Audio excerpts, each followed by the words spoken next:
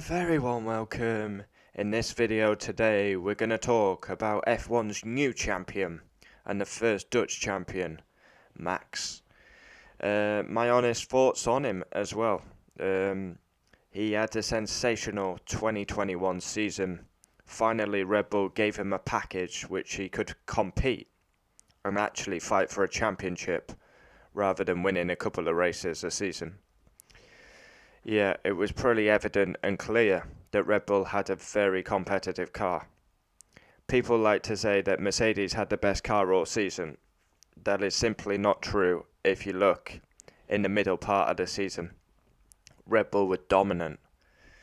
Yeah, my honest thoughts on Max is he drove amazing this year and probably a deserving champion. I like to be fair in my assessment. I think actually out of the two drivers, now I'm a massive Lewis fan for 15 years, but I think Max was the better driver this season. Sometimes you have to hold your head up, beaten. Of course, the ending wasn't the way it should have finished, but I mean, it is what it is now. Max had a phenomenal season, winning 10 races. Although it was 9 really, because you can't really count Spa. His dominant driving Zandvoort. I mean, that is Max in a nutshell. This is the following he's brought to the sport. He's like Marmite Max, you either love or hate him. People don't like him, people think he's arrogant, he's dangerous. And people like him because he's a special talent, he's unique. And there's not another driver like Max in Formula 1. I think he's exciting. And I think it's fantastic for Formula 1, the crowd that he has brought. The Dutch army getting behind him. I mean, you see it every time. Spa, Austria, not even his home races. I know he's got Belgian links, but Austria, Silverstone, even back when we used to go Germany, the Orange Army are just following him around the world. Look at the support he had at Abu Dhabi as well. So that's a big positive for the sport. Bringing in new fans. And finally, the Netherlands have got a champion. And yeah, there's going to be many more to come. Yeah, I enjoyed the fight. It was fantastic for Formula 1. And overall, I think I handled it pretty well. He was champion. I came on here and I congratulated him. I wasn't bitching and moaning about like other people. Other people didn't take it that well. They didn't congratulate Max. They thought it was a robbery and unfair.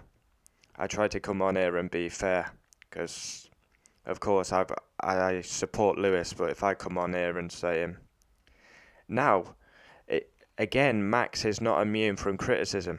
I was quite annoyed with Max at Brazil. I was even more annoyed at Saudi.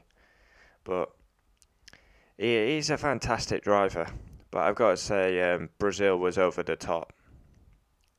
That was over the top. That is the clearest penalty of the season. And he somehow got away with it. I have no idea how. And then Saudi it was absolutely fucking crazy. Crazy.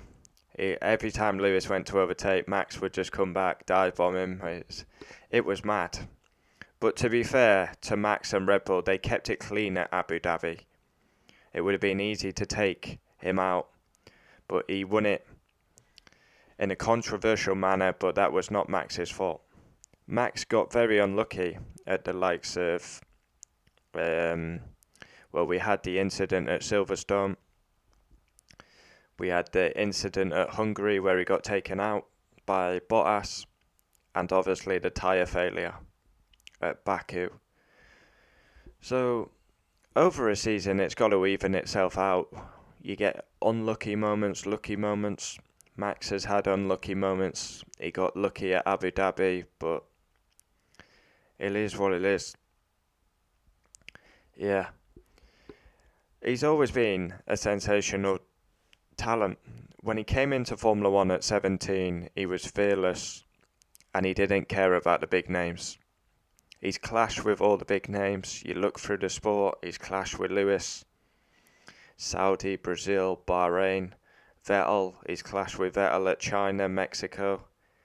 Kimi Raikkonen clashed with him at USA. So he's clashed with all the big names. He didn't care about the big names. Ricciardo at Baku. This will be the first of many championships for Max. My honest opinion is I think he's fantastic for Formula One, but sometimes he goes over the top with his driving. But this is the problem. The FIA are not strong enough. If they gave him a penalty, that would give him like, oh, I can't do that again. But they don't give him a penalty for Brazil, for example. So Max's argument is, well, they never gave me a penalty, so I can do it again. So yeah, that's where we need big changes in 2022 regarding driving standards. But it's easy to come on here. Max doesn't deserve the world champion. He's a paper champion. The facts of the matter are, he won 10 races. 9 really, but yeah, he had an amazing season. And don't be surprised, Lewis has got all the records now. Don't be surprised if Max gets over 100 wins. He gets the pole record, he gets the championships. No one thought Schumacher's record would be beaten. Lewis beat it.